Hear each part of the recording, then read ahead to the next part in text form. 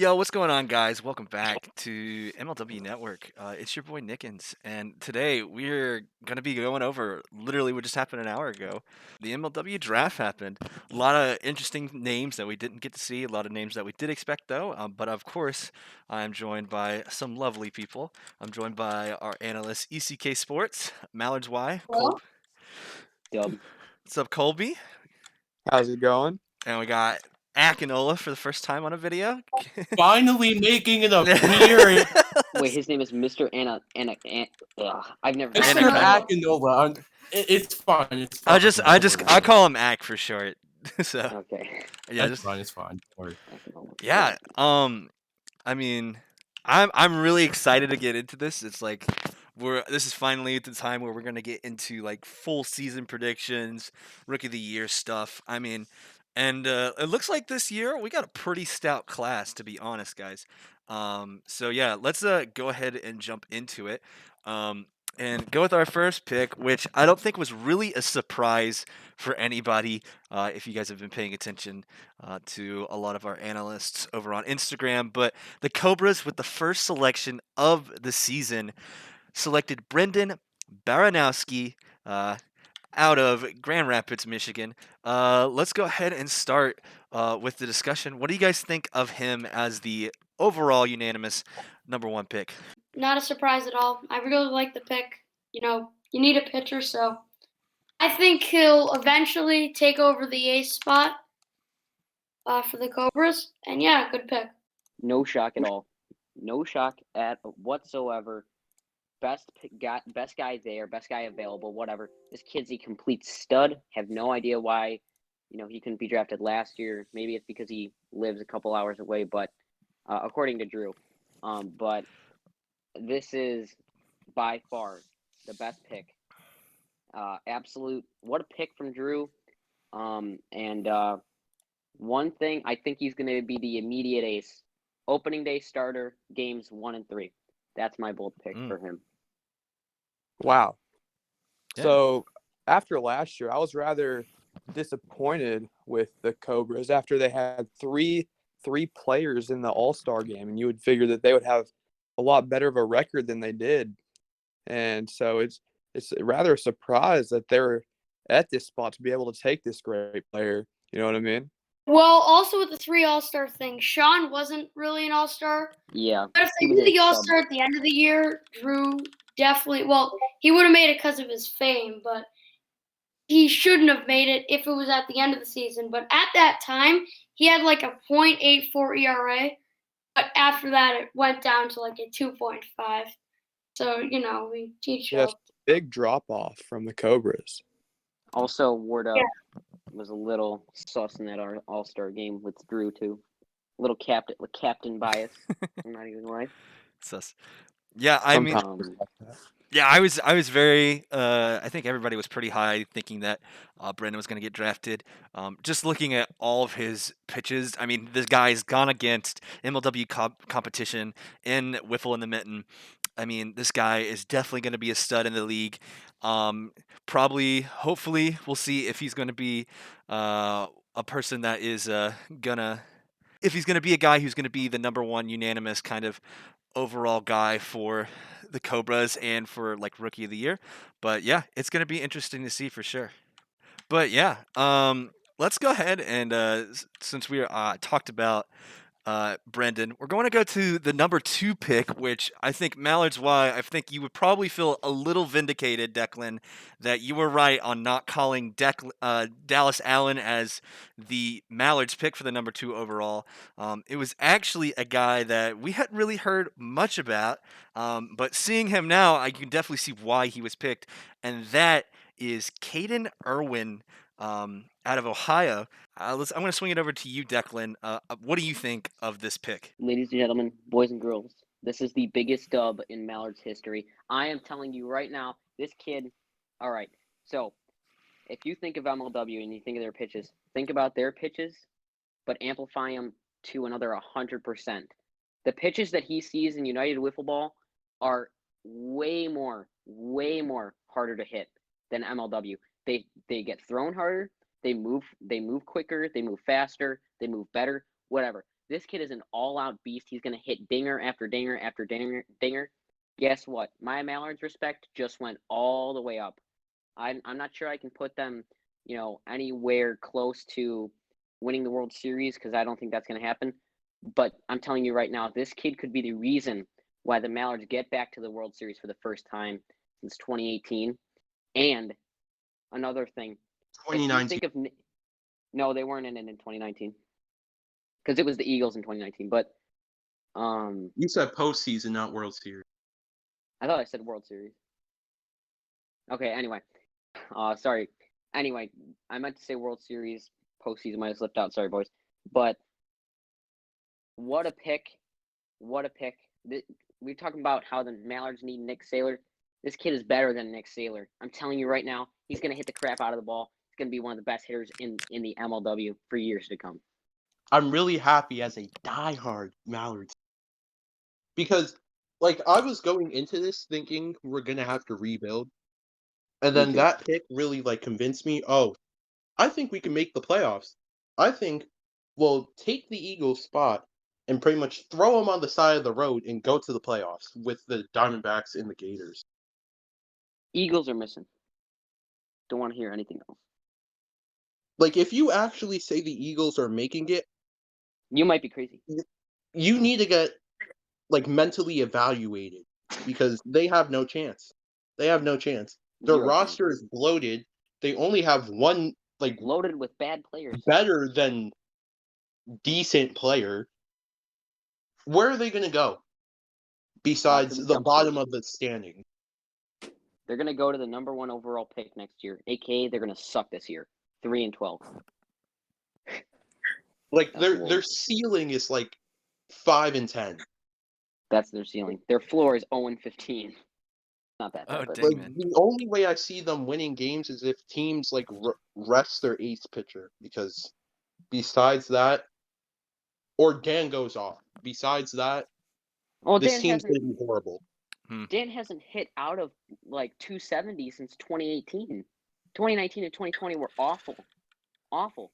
Most of his hits. But that's the thing, though, is about Dan doesn't hit he's not a base hit hitter. If he's hitting, he's either striking out or he is hitting a bomb to the trees.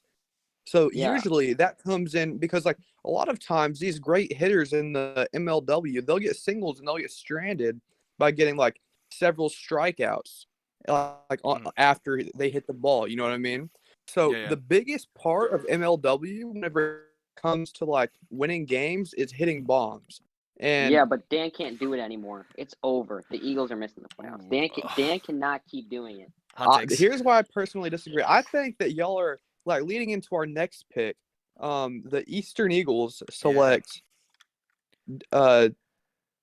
what's his name? Dallas Allen. Dallas Allen. And we've been talking about it, and they're saying that he is too young, which I personally agree with. But this could also be a great pick because he would probably be the first overall pick in a couple years or next year, and they're getting him at a decent price at the third overall pick this year.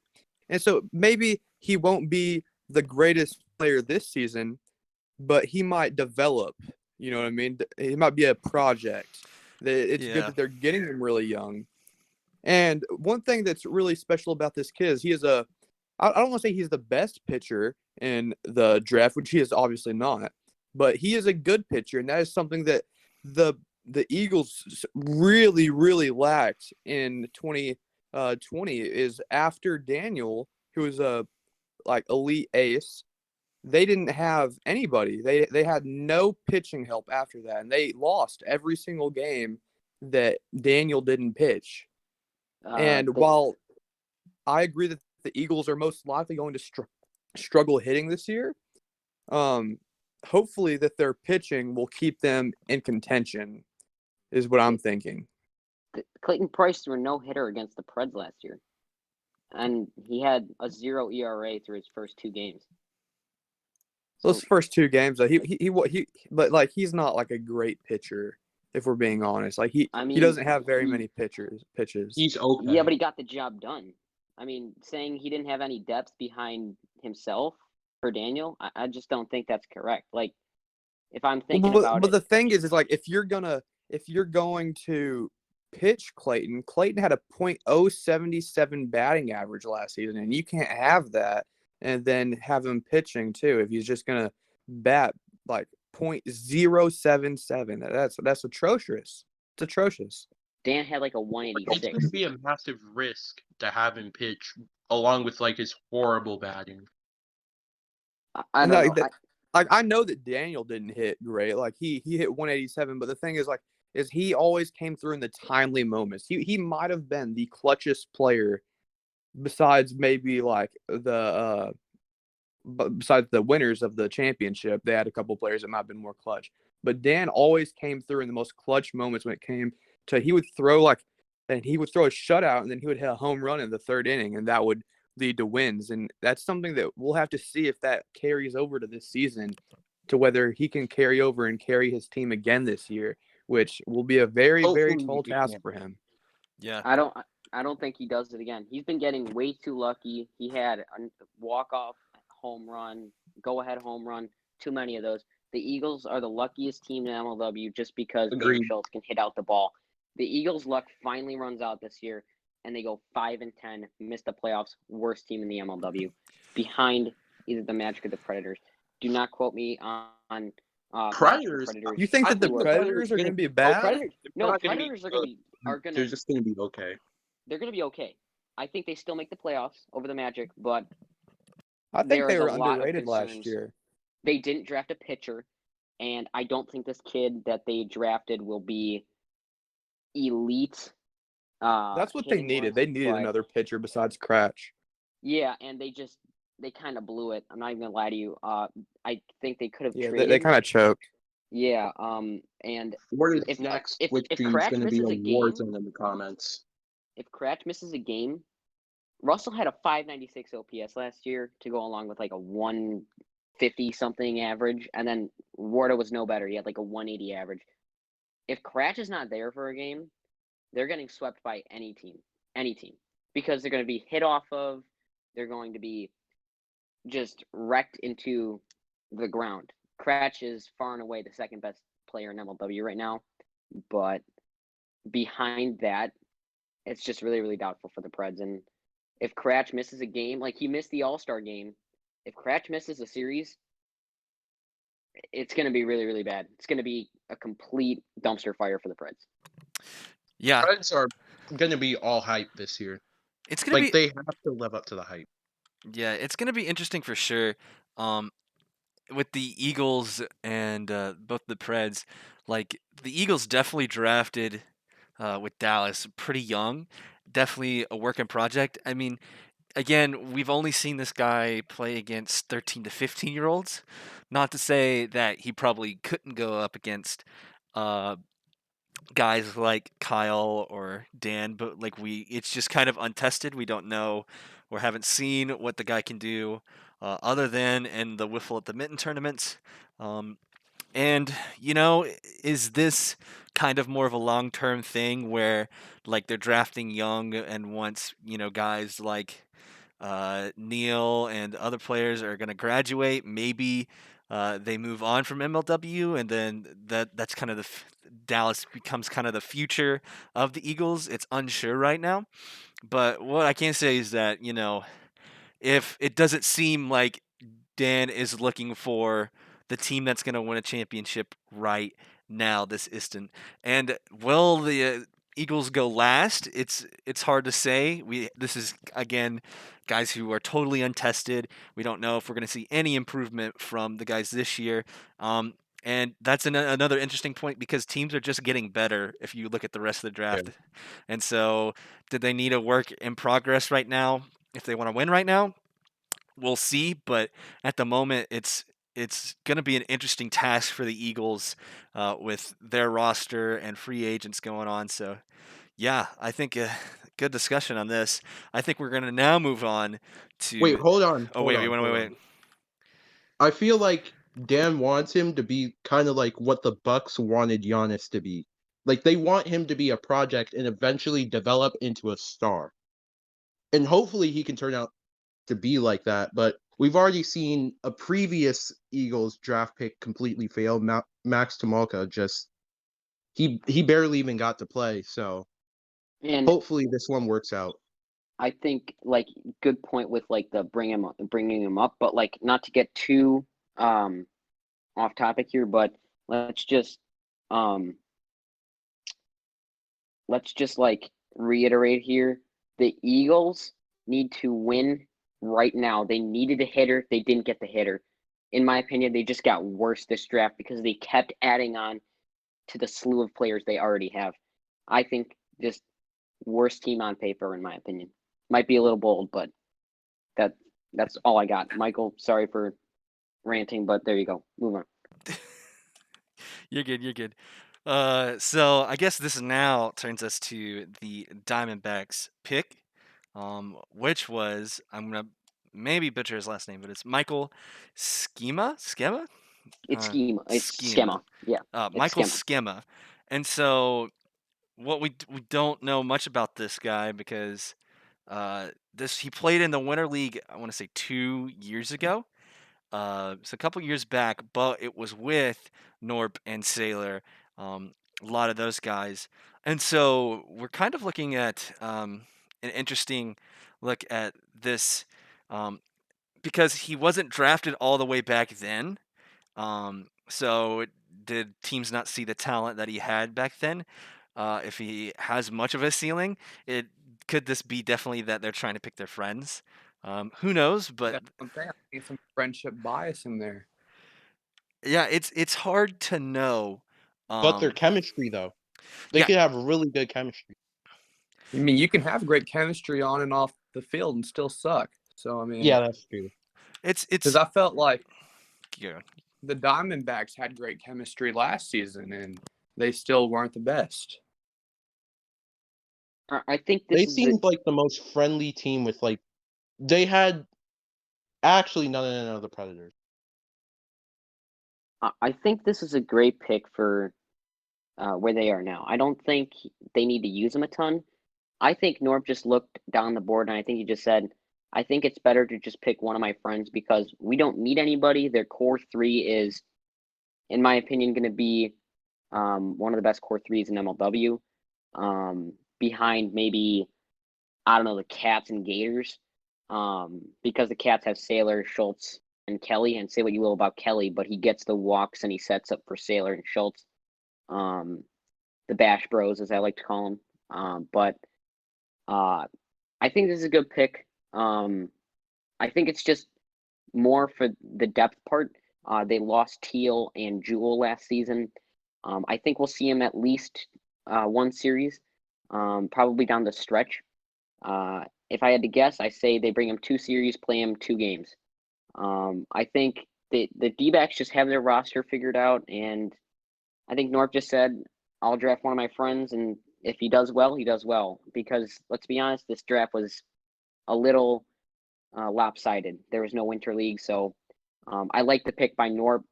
It's another good project that Livonia City has pumped out in Sailor, Norp, Heath, and now Shima.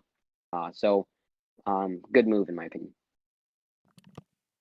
yeah, for sure. I mean, D-backs already looked pretty good this season. Considering their form at the end when they finally got their team together, but who knows? But we're gonna go ahead and move on to our fifth pick. So that was rolling back around to the Eagles, and so the Eagles selected teammate of Dallas Allen, Blade Walker. So I mean, in my opinion, it's kind of very similar to Dallas Allen. Not in the like talent wise, Dallas Allen probably more notable for his play, but again, kind of that idea of being a work in progress in the future of MLW. What do you guys think of Blade being picked? I personally, as an Eagles fan, I'm not that high on this pick because, from what I can tell, Blade just hasn't faced any like real pitchers from MLW. He's been like facing with pretty much just like straight fastballs, no kind of different arm levels. And I just don't think that he's going to be prepared for what he's actually going to face with some of the aces in the MLW. And as a pitcher, I mean, he doesn't look like he can pitch at all. He just throws straight fastballs right down the middle, and people are going to tank on those, and they're just going to send him over. So, I mean, he might have good chemistry with Dallas. We'll see. But I just don't think I'm a very big fan of this pick. I mean, I agree. I like everything you just said. If you saw the tapes, he was just throwing like things right down the middle. And again, they were playing in the 13 through 15 age group, which does really concern me. I think they're 14 or 15, I'm pretty sure. And that's just, again, it's a real knock for me because they need older hitters. They need more experienced hitters. I don't know what to fully think of this pick. He might be pretty good. But for now, the Eagles draft was just a little off-putting for me. Underwhelming. Yeah, exactly. It was just a little odd for what I think Eagles fans were expecting. And it's not a terrible pick, but they do need to improve on hitting, and they didn't address that this time because they drafted younger hitters. They need to win now. Their core is exiting, and I think it's going to be a tank season for the Eagles for them to get the number 1 pick. And I feel like one of the main things that the Eagles really needed was a replacement for Neal, because Neal was just he didn't need to be out there, man. Like, I understand, like, he might be friends with them and stuff, but he just wasn't good at all. Like, the only good thing about him is that he's tall. I mean, he can play first base, and that's it. Like, he might rob a pitcher too because he's tall, but like, other than that, he couldn't hit. He didn't pitch. He just didn't need to be out there. And hopefully, maybe Dallas will take that spot, and Dallas can provide some depth there. Maybe Blade can come in there and be good for team morale and give a friend to Dallas and keep his morale up as well. And hopefully they develop nicely for seasons to come. And this might be a tanking move to where they tank this season and then they get the number 1 pick and they draft the number 1 pick. And that's a great elite play now player, right? And then by that time, Dallas and Blade come around and they become decent, great players. And then the Eagles just become the most deep and like depth-wise team in the league. 100%. I agree with that for sure. That's a great observation. I think the Eagles, that just might happen where they just tank this year and then get the number 1 pick and then move some things around and then they could be the best team. But this year, I don't trust them at all. But yeah, we'll just move on. I just saw a comment in the Reddit and somebody said, RIP Magic, they will finish dead last 100%. Bruh, no. I don't agree it'll be with the that at Eagles. all. It'll be the Eagles. The Magic are bringing back their 2 best players, like all their best players, and they were great last year. Mm-hmm. Yeah. It's hard to know. I don't agree with that statement just because like we haven't seen a full season of Liam with Liam, Chadwick, and Jack all in the same lineup. And plus, I think Dark would agree with me. It's like Joey Flynn. Well, Dark wouldn't agree with me because he thinks Joey Flynn's a waste of the draft pick. But I think that Joey Flynn probably has some potential. We just didn't get to really see it. And so we have a little bit of do have some question marks about the Magic, but I wouldn't say that those question marks lead them to be the worst in the league this year. I think The only thing that can really hurt them is their depth at pitcher because obviously Jason Chadwick is elite. He is a great hitter. He's a great pitcher. And then behind that, He needs to they don't walk really less. have a he definitely has some issues with Walks walks. 1/3 of the batters that he faces. Just that is an issue, but he also strikes out quite a few good bit of players. He had like 80 something strikeouts this past season, which is pretty good. Actually pull it up right now. I will. He had Find the 84 strikeouts. So Chadwick's this year he had 180 plate appearances, which led MLW by a hefty margin. He had a base on ball percentage of 33%, terrible. K percentage of 46%. That's actually really, really good. So you're right about that. Opponent average at 83%. I'm sorry, 83, which is one of the, I think that's top three actually, 0.83. And K minus base on ball percentage 13%. But that deceives you because he just walks too much. It's simple as that. but his ERA is only 1.83, which is pretty decent considering that they're not exactly like lacking on the offensive side of the ball. They can definitely put some runs on the board when they need to. Oh yeah. And so, but like after that, after him as a pitcher, even though he's kind of what I would consider like a streaky pitcher, they don't really have any more depth after that. So they really needed an extra pitcher for this upcoming season. I think Jackson is good enough for their second starting pitcher, but he just needs to learn a little bit more. And it's kind of like Jonah Heath. He just needs to figure He out also how to didn't have throw. very many opportunities this past season. Yeah, exactly. And I think, Michael, if you want to get into the Predators 6th pick. Oh yes, dude. So the Preds kind of picked a guy I think none of us were expecting. I don't think any of us really heard Nobody. of. But that's because, again, this is what we talked about earlier, is that they're probably going to pick a guy out of Brighton that we've never heard of, and that was this guy. That was, of course, Rudy Ramirez. Sixth pick overall, junior out of Brighton, plays outfield, as we saw in the video. And, I mean, I don't know much about the guy, but it looks like he can. I mean, if you can hit a baseball, you can hit a wiffle ball. So That's not true. I mean, That is not true. well, Jack he Krause, might just be Jack Krause did not have a good time here. Jack Krause, Mitch Marvin fell off in 2018 after having a pretty good start. I do not like this pick.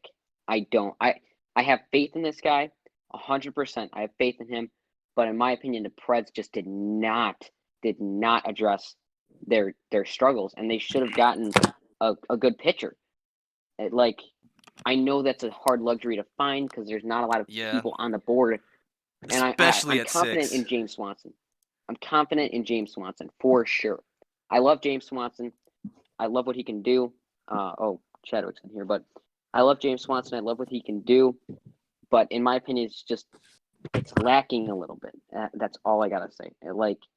It's a little shaky because he hasn't. I mean, from what we've seen, he doesn't really pick up wiffle balls and just starts hitting them. So, a little skeptical of this pick. very skeptical, but he might just be the biggest boomer bust prospect we have. 100%. Yeah. Oh yeah, I mean, it's going to be definitely interesting to see what all he's going to be able to do. But I mean, the Preds again are a team that definitely likes and prefers the 3-man lineup, and so this guy, and we're talking about the pickups from free agency that also just dropped, that are going to come in. But this guy, Rudy, I mean, how much is he going to get to play on a Preds roster that really likes the 3-man of Brennan, Alec, and Ryan? Now, this could be speculating that maybe Brennan maybe doesn't play as much this year, or maybe that because of time or things like that. But it'll be interesting to see exactly what all he is going to be able to do. I'm excited, and I think we're definitely gonna have to see an interesting side of the Preds this year. Now that they're moving to a bigger lineup and having to control all of that, so definitely exciting times though. Do you think this means that they might be converting if he comes out and he plays well? Do you think that means they might convert to a 4-man lineup for this upcoming season? I mean, maybe for the season, but I mean, what about? I mean, I don't know about the playoffs. You know, it could be that they. I mean, this guy, we have to really see some big stuff out of him immediately. I think that Agreed. we're going to have to see him really put some work in the first 2 series for him to be considered on later on and into the playoffs. Because that's just kind of how the Preds operated. You saw it with James Swanson. James Swanson really struggled with the bat. And so when it was coming to crunch time, they brought that 3-man lineup who they thought that was probably going to get more hits, which is probably true because Swanson just struggled seeing the ball all season. He was a really good pitcher, but couldn't finish that last inning. I'm sure he's practicing and getting a lot better. But Well, yeah, I don't like it when people act like the Preds weren't good with a 4-man lineup because they were better than what they actually were. With 4 guys coming to the series, they won every single series that 4 guys came to the series. The only series that they lost was when they didn't bring 3 players to the Diamond, and they lost to the Gators. So I think the Preds still stick with 3, but again, they're doubtful for the playoffs right now for me. I think it's between them and the Magic that don't make the playoffs for me. yeah, and I was saying it's like not that they like 4-man roster for the Preds would be a bad thing. It's just kind of like that is the style that they have chosen to do for, I mean, 2018, 2019, as we saw in 2020. Maybe the boys are going to change up their managerial style this year. Because I think of them more as like not Alec just as a sole manager, but like a lot of those, I feel like they work as a team for most of their decisions. Considering Alec Brennan and Ryan are all pretty big personalities in the league. So it's definitely going to be interesting to see. This whole draft has made me really excited for the season. So yeah, Act, do you have any comments about this number 6 picked Rudy Ramirez?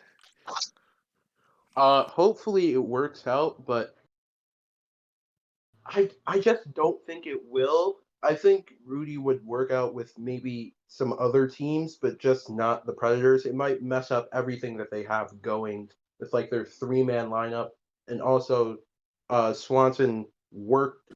He worked well with the team last year, so I think they might prioritize Swanson's development over his.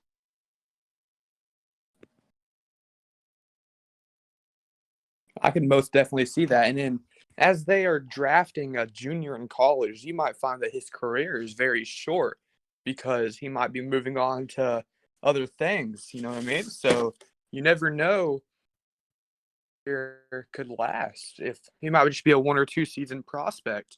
And that's something that's definitely going to be exciting to see and see how he develops as a player.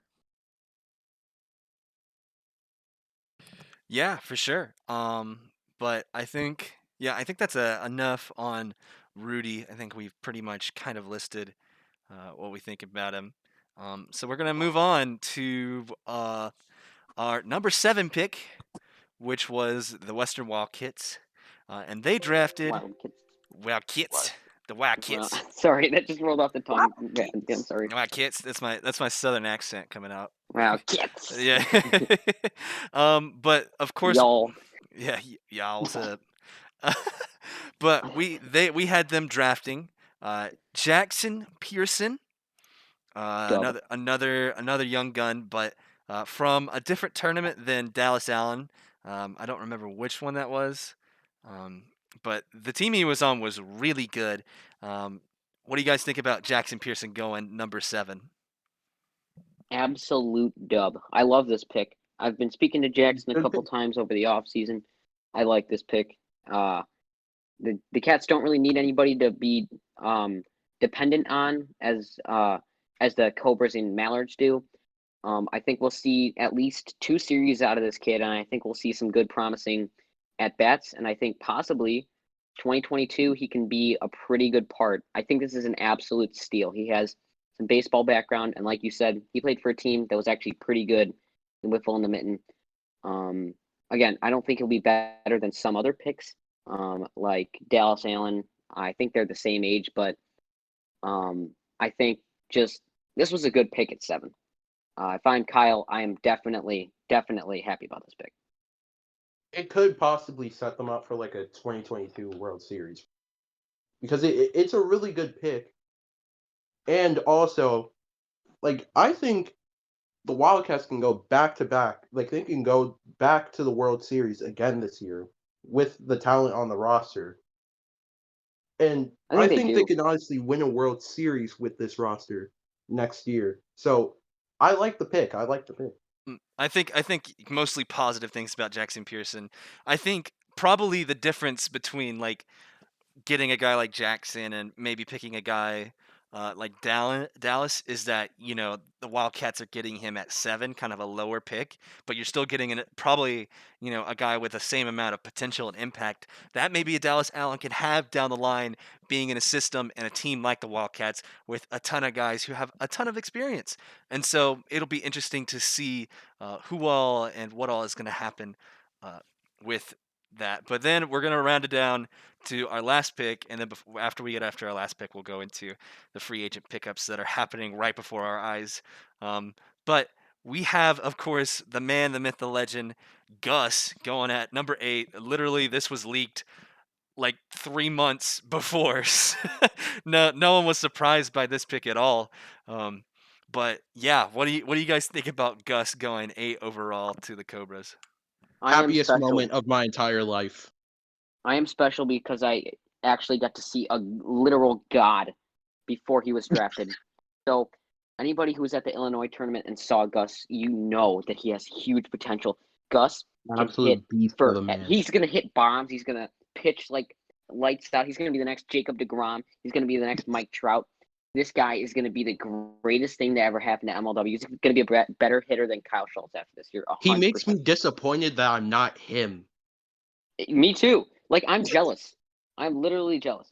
I'm jealous I'm not him. Like, I'm just thoroughly disappointed with my life that I'm not Gus. Imagine, like, I'm just disgusted with myself.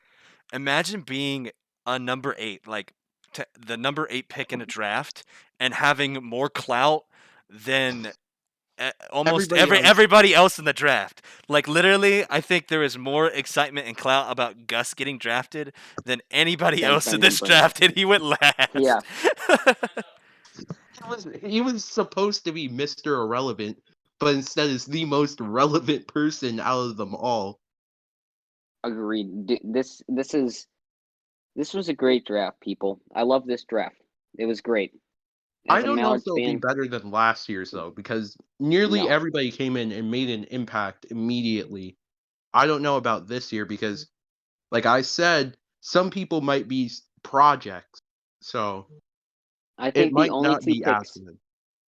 I think the only 2 picks that are actually going to be good for a fact is Baranowski and Irwin. I think those are the only 2 picks that I believe in my opinion, because I feel like the first 2 picks this year looked a lot like last year. You had a guy named Brendan at 1, hilarious, who could also pitch and hit. And don't tell me Brendan Jorgensen can't hit. He was good last year, all right? He had the best average on the Gators. And then you shift over to the Mallards. They got a good guy, and in my opinion, I think Jimmy Norb was the most experienced out of anybody in that draft because he had been going to tournaments since 2018. And I think the Mallards, who the Mallards got, I think this is the most experienced person in MLW history besides Kyle Schultz in wiffle ball. Why do I think that? He's played for fast pitch leagues. He's played for United Wiffle Ball, which, if you guys don't know, that's one of the top wiffle ball leagues in the entire country. And I think he's easily the most experienced draft prospect that we've ever seen, but I don't think he is the best draft prospect that we've ever seen. It's going to have to work out because when you look at the first 2 picks, they were just great these last 2 years. This year, instead of last year, when you get to the 3rd, 4th, 5th, 5th, 6th, 7th, and 8th, it was a little wonky. It was a little odd, in my opinion. Edom just said in the chat that this draft class won't be impactful as last year, and that's something that I totally agree with. Mm-hmm. A lot of projects for sure. A lot of projects. Yeah, but, I agree. Yeah, but I think that going into projects and people who weren't even on the draft boards, I think we should go ahead and get into the guys who were literally just picked up. And so let's go ahead and I guess start with the Midwest Mallards and our boy Brendan Davenport just got picked I'm up. so happy. I feel like a proud father right now. Like I'm so Okay. happy for him. All right. So I'm happy for him because he's in the chat and all that. Do I think he's gonna make a ton of impact? I don't know. I don't think so because the Mallards have their top 3. I would love to see him get some playing time, but again, I don't think he's their number 1 go-to sub because you do have Johnny Bean there, and you remember Johnny Bean is actually a really, really good player. I think Davenport shows up to another good. I think he shows up to a series. He plays well, and I think he could easily work himself into being one of the Mallards' go-to players that they bring to a series every year. Because I think Johnny Bean and Nate Lies, their time might be limited here. So, that's what I think so far. I feel like the MLW needs to do what the NBA G League does, like have a mid-season showcase, like where all the bench players and all the guys in free agency just come in and just like play like a bunch of games, so then like managers can see the talent and then just pick up a guy because like some of these guys like they could be really good but just sitting on the bench because managers already have their 3 guys and they're not willing to step outside and like choose somebody else. And that might actually lead to a lot more trades of people saying, hey, that guy could really affect our team right now, whereas it might not affect a different team and how they're going to play him. So that might lead to more trades in the future. Yeah, I think another thing too is that him going to the Mallards is so great for his development, because he's on a team that one, had some space to fill for some extra players. Tommy has already been known to take Trevor and make him into a better player already. To a guy that all the analysts are kind of riding high on for this season.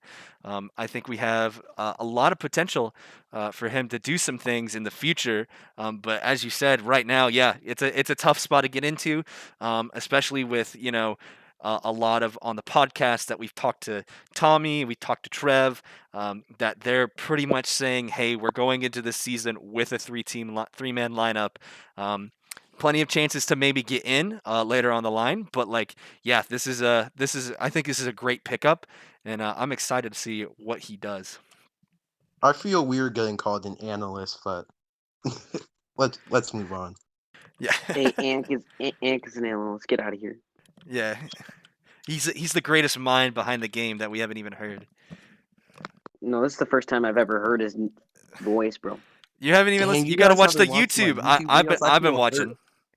I've been watching. Don't worry, Yak. I got you. Sir. Oh, I've never. No, I've watched some of your videos, bro. But I've never like heard your voice because some of them are muted. I'm not even joking. Some of your detective videos, some of them are muted. I'm not even joking. Copyright. Ooh, that's so unfortunate. All right, so let's go into our next guy who just got drafted as a free agent. Let's go into Stephen McGlade. Literally just got picked up for the Preds. Never heard of him. No, I've never heard of him either. I looked him up on Insta. It seems that he is from somewhere, graduating in 24. I don't know what. I guess it's ALM, Alma. I don't know if that's a high school or not. But obviously, it has to be a guy that Alec and Ryan know. And he is as of Or now. Brennan. Yeah, he's on the reserves. So I don't know if they're trying to fill up that 7th roster spot, but Probably are. yeah. So what do you guys And think about this? I don't really think it Can we- affects too much for the upcoming season we can't really say anything about it because like until we don't we know see him further. the guy. Yeah. Yeah, It'll be interesting And- for sure. there have been some big moves in the Eagles organization, people. Big moves. Big moves. Do you want to? Do you want me to announce it? Yeah, Or? go ahead. I haven't. I'm like been Okay. trying to refresh the team roster board, and like it just All right. keeps freezing on me. So go ahead, Declan. Okay. So the Eagles have placed Dallas Allen on the active roster. Everyone who was on the active roster, everyone who was an active player from last year, Neil Smith, Zach Whalen, Clayton Price, and obviously Daniel Schultz, are all on the active roster. Blade Walker, I almost said Blake, is actually on the reserves along with Josh Lucier. And Max Tomolka and Grant Smith have both been are both on the free agent board. Now, they are still technically on the team, so they are pretty much. I guess they're pretty much just out there, and they're still technically on the Eagles roster. However, if any team wants to pick them up, they can go out and pick them up, and I think either one would be an okay pickup, a solid pickup, especially Max Tomolka. I don't think we should give up on him just yet. Yeah, I think Max was fighting an uphill battle for sure. As we saw in 2019, I mean, the Eagles were already having to take a four-man lineup into their games. And so trying to crack into that roster was going to be an uphill battle. It's going to be interesting to see if he lands anywhere else because I do agree I'd like to see more from him. We really didn't get to see much other than in the Winter League. And so I think there's definitely a market for a guy like Max and a guy like Grant. But at the moment, we have seen that other guys are getting picked up, and I mean, we'll probably continue to see guys get picked up throughout the day. There's still a spot on the Gators. There's still spots for the Diamondbacks, the Magic. So Hopefully today's an active day because we've already seen the draft and 2 roster moves. So hopefully the rest of the day is a very active day. and yeah, probably all the way up until opening day is going to be pretty active. Someone is trying to tell me right now that the Eagles got better picks than the Mallards, and I think laughed a little bit and also kind of puked in disgust. I think people are kind of stupid sometimes, and you just have to accept those facts. I'm sorry. It goes that way sometimes, guys. You run into people who just don't know what they're talking about. Don't be that person. That's all I gotta say.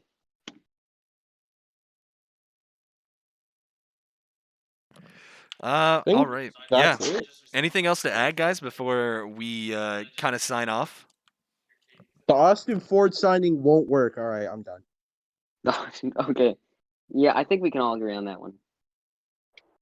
He's just not good.